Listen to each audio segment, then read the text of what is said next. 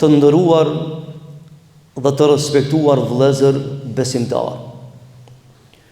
Zoti i Madhërisëm e ka krijuar jetën e kësaj bote dhe ka bërë urlidhse dhe kalimtare për në botën e përjetshme. Jeta kësaj bote me krejt këtë perimetër që e ka, s'është asgjë tjetër më shumë se sa një kohë e shkurtër dhe një afat përgatitjeje për botën tjetër dhe një mundësi për njeriu me lënë gjurmë në trajektorën e jetës. Puna dhe veprat e njeriut janë pasqyra reale e cila e pasqyron vlerën dhe peshën që ka njeriu në këtë dunja si krijesë zgjedhur e Zotit të Madhërisëm dhe misionar në rrugën e jetës. Të ndershëm vëllezër besimtar, duke pas parasysh një fakt se secilit prej nesh, madje secilës krijesë qenë një njeri, do t'i vjen një ditë, një moment që do t'i bëhet një pyetje e prej cilës kërkohet përgjigje, ajo do t'jetë çka ke lënë pas. Sepse jeta kësaj bote është sot e nesërmja është botë tjetër. E nesërmja do të na pyet për të sotshmën çka kemi lënë pas, ose si kemi jetuar në jetën kësaj bote, kë kemi njoft për Zot këtë jetë dhe kujt i kemi nënshtruar në jetën kësaj bote dhe për kë i kemi bërë veprat në jetën kësaj bote. Duke pas parasysh këtë fakt, edhe sot me lejen e Zotit të Madhërisëm do t'i them një 2-3 çështje që mendoj se janë të rëndësishme. Vëllezër të dashur, jeta kësaj bote është jetë ku punohet, ndërsa bota e ardhshme është jetë ku llogaritën dhe kalkulohen punët e kësaj jete. Kjo jetë nuk është koha e shpërblimit e as e ndëshkimit. Që ta dini vëllezër, mos mendosen këtë dunja, kjo botë që jemi ne, që jetojmë, është koha ku shpërblehesh ose koha ku ndëshkohesh. Jo, kjo botë nuk është vendi ku njeriu e merr shpërblimin që meriton ose njeriu e merr ndëshkimin që meriton. Kjo është koha ku punohet e nesërmja që quhet ahiret, atje është koha, vendi ku njeriu pastaj shpërblehet dhe po ashtu edhe ndëshkohet për veprat e kësaj bote. Vëllezër të dashur, Zoti i Madhërisëm kësaj jete i ka thonë sot, e jetës tjetër i ka thonë nesër. E dini pse? Me i kallëzu njeriu se ka të shpejt ka me shku kjo jetë, sa që për një me kemi mendu se veç një ditë i ka në këtë një. E ka të shpejt ka me ardhe nesër mja, sa që kemu çudit. Sa do që të zgjatin netët e dimrit, për sëri ka me lind mëngjesi. Dhe sa do që të zgjasin ditët e verës, për sëri ka me përëndu dielli.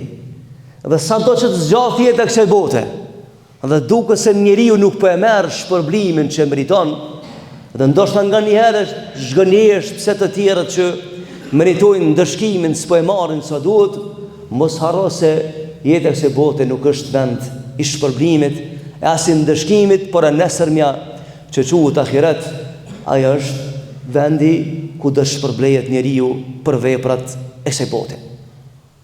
Vëllezër të dashur, njëri jetën e kësaj bote ka hise, prej kësaj jete kena hise.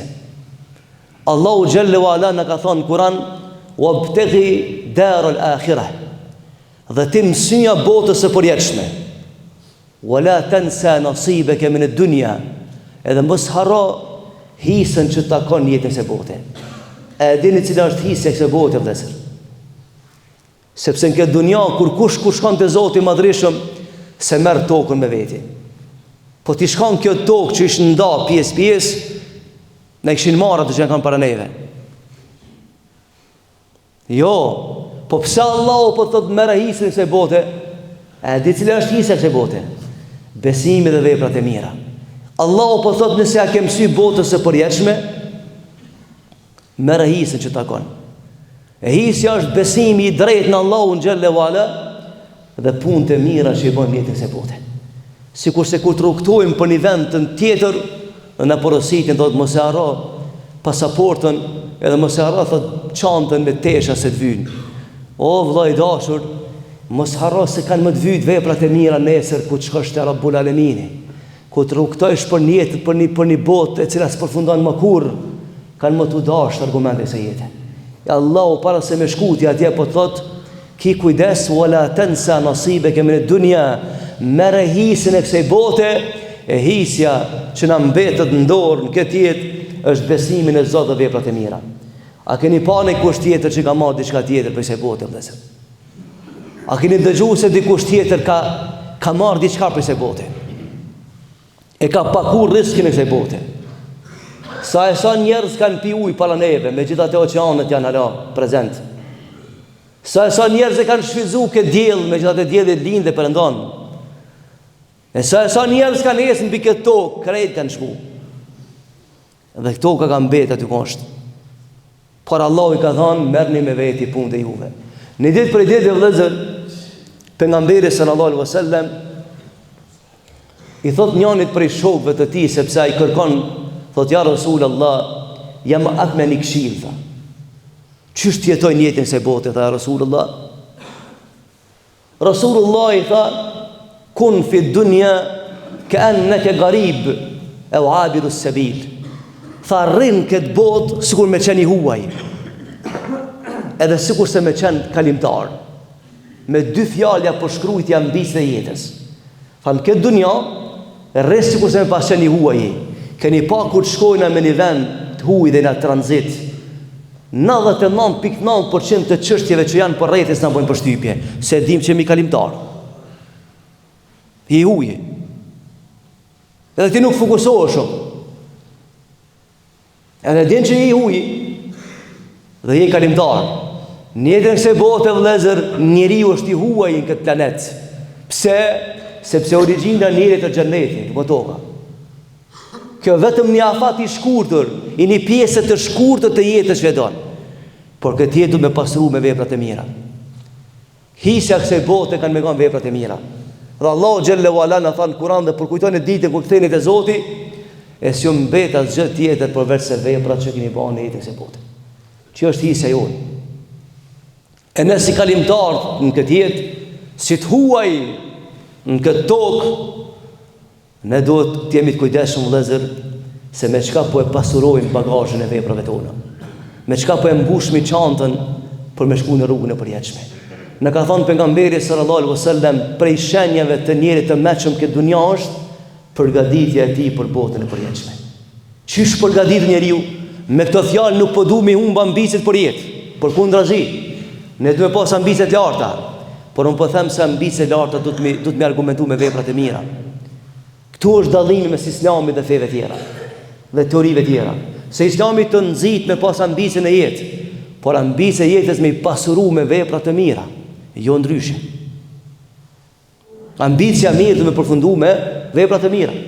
Tha Rasulullah i për shenjave të mençurisë, se njeriu në këtë dunja thotë është të pasuron bagazhin e jetës së tij me veprat e mira, sepse vëllezër Allahu po na thot Kur'an, kullu nafsin bima kasabat rahina. Wallahi që ajet është shumë interesant. Allahu po thot çdo shpirt është peng e veprave të tij. Mos mendo se në ahiret komentar dikush në thesin tanë. Mos mendo se një ditë në ahiret komentar dikush me veprat tua. Të mira apo të këqija.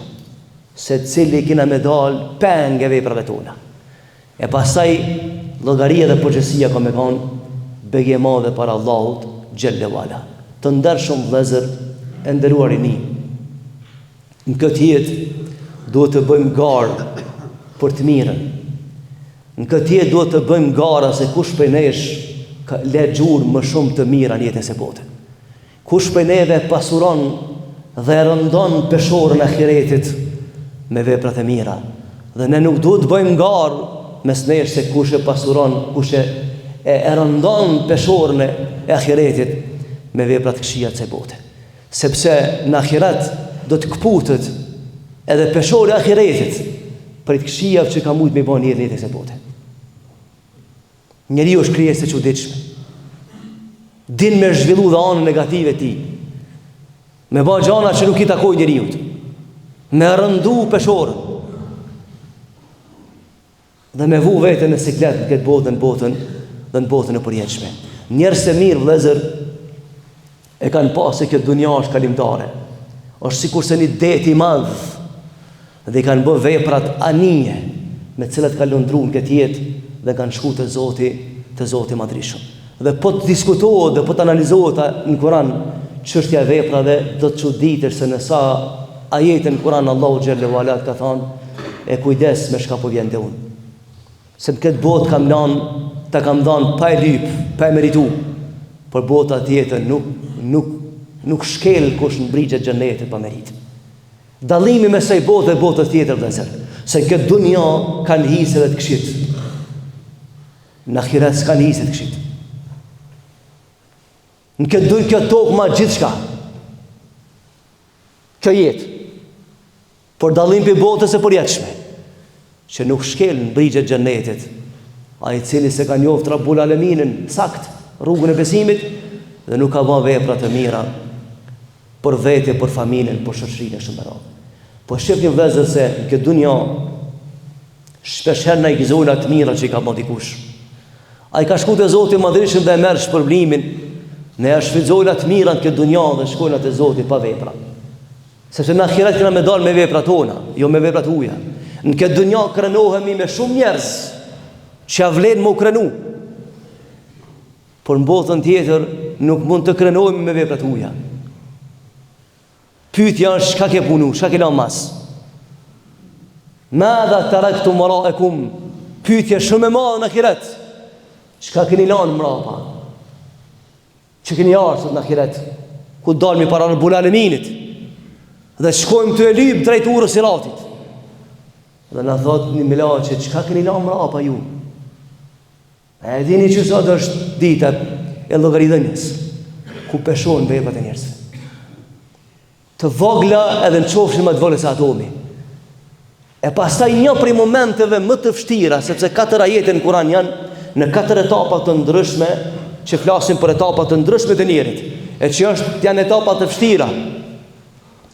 Dhe një prej etapave të vështira është kur ti shef njeriu veprat e veta. Thot mali hadha alkitab, çka është ky libër, pyet njeriu, që s'pas ka lanë gjë pa e regjistru. E tash do t'jap llogari për veprat e mia. Para kjo botë dashur vëllezër, nuk është e lehtë, nuk është e thjeshtë. Kjo botë është shanca e vetme që ti mundesh me fitu ahiretin. Prandaj kujdes. Ne jetojmë në një kohë që na justifikohen shumë gjëra që janë të mira, por mos harro se te Allahu s'kan justifikim. Ti mendon edhe unë mendoj se na vlejohet të bëjmë gjëra të këqija sepse kështu e don shoqëria. Mos harro se në ditë Allahu s'ta justifikon. Ai pyet ndryshe, dhe ai llogarit ndryshe. Ne duhet ta ndërtojmë këtë jetë me vepra të mira. Duhet ta pasurojmë bagazhin e jetës me vepra të mira, dhe të shkojmë të sigurt te Zoti i Madhreshëm dhe të lëmë gjurmë në trajtorin e jetës, çish kanë lënë në radhë parë pejgamberët Allahu xhallahu ala, pastaj shokët e pejgamberëve dhe njerëz të dijshëm dhe të mëshëm në jetën e bote. Dhe po e mbylli vëllezër për shkak të edhe një date të rëndësishme që dje ishte 15 janari, e cila datë e shënon një prej masakrave më të mëdha që kanë ndodhur në Kosovë, në luftën e Kosovës në vitin 1979, po bëhet fjalë për masakrën e Reçakut. Asgjë në këtë botë s'është e rastishme. Nëse Zoti i Madhreshëm i ka zgjedhur njerëz me sprovu këtë dunjë, sigurisht se edhe shpërblimin e botën tjetër janë të madh. Ata që kanë bërë sabër në sprovat e kësaj bote. Me lejnë Allahut azza wa jall nuk mbetet Allahu si mbetet borxh askujt. Do t'i shpërblen në mënyrën më të mirë të mundshme. Dhe ne jemi një popull që sot po i gëzojmë shumë të mira, që dikush e ka dhënë më të dhimbshme të mundshme dhe ka dorëzuar jetën në mënyrën më të dhunshme të mundshme. Ne nuk e zhbëjmë historinë, nuk e ndalmi kaderin Allahut azza wa jall. S'mund ta ndalni. por e jona është ta lut me Zotin e Madhërisëm që çdo pikë gjaki që është derdhë në këtë vend, për atyre njerëzve, Zoti i Madhërisëm t'ia ketë bën nasib xhenetin. E neve të gjallëve që e shijojmë dashtirinë, e ndërtojmë jetën, na bën mirënjohës ndaj atyre, dhe të na bën të kujdesshëm, të mëvendshëm për ta ndërtuar vendin tonë, familjen tonë, për të jetuar këtë vend. Dhe për ta pasuruar jetën tonë me vepra të mira, sepse vëllezër nuk do të jemi të barabartë nesër në ahiret. Me ata që kanë sakrifikuar, me ata që nuk kanë sakrifikuar. Të gjithë kena me lyp xhenet, ama nuk i kena të argumente njëjta. Qysh kena me lyp xhenet në ahiret përballë atyre që kanë dhënë jetën për feja të dhej. Edhe ai don xhenet, dhe ti don xhenet, dhe unë dom xhenet. Me çka jemi xhenet ne? Me çka e fitojmë të përjetshmën kur të përballemi me ato që kanë dhënë gjithçka për të përjetshmën? Cili argument ju në jetën e botës? Siç na tha pejgamberi sa, runeni kartë për botën e përjetshme. Se të vynë para Allahut xhelle wala. E sot jemi gjallë dhe mundemi me pasuru jetën tonë me vepra të mira, me u distancu nga të këqijat, edhe siç ka thënë Omeri radhiyallahu anhu me një thënie, llogarit në veten tuaj para se t'ju vjen momenti t'ju llogariti kusht tjetër. Në çdo mbrëmje besimtari ku të flen para se me fjet, vallahi e bën llogarit ditën. Thot vallë, çka kam bërë sot unë? Po nëse kjo është dita fundit për mua, dhe nesër më ngjan në varr, cilat janë veprat e mira me të kam shkuar te Allahu xhelalu ala. Cilat janë argumentet e mia nesër para Allahu subhanahu wa taala. E njerëzit më që llogaritin para se me ardh dita ku llogaritmi para Allahut xhelalu ala. Ku po përfundoj për shkak të kohës, duke lutur Zotin e Madhërisëm që t'i shpërblen të gjitha ata të cilët kanë dhënë jetën për këtë vend. Zoti i Madhërisëm t'i shpërblen edhe familjarët e atyre të cilët e kanë përjetuar dhunën dhe terrorin, dhe kanë jetuar dhe jetojnë me dhimbjet e familjes, babës, nanës, motrës, gruas, vllavit. Inshallah Zoti i Madhërisëm jam kompenzon me të mira në dunjë dhe me xhennet në ahiret. Walhamdulillahi rabbil alamin. Al-Fatiha.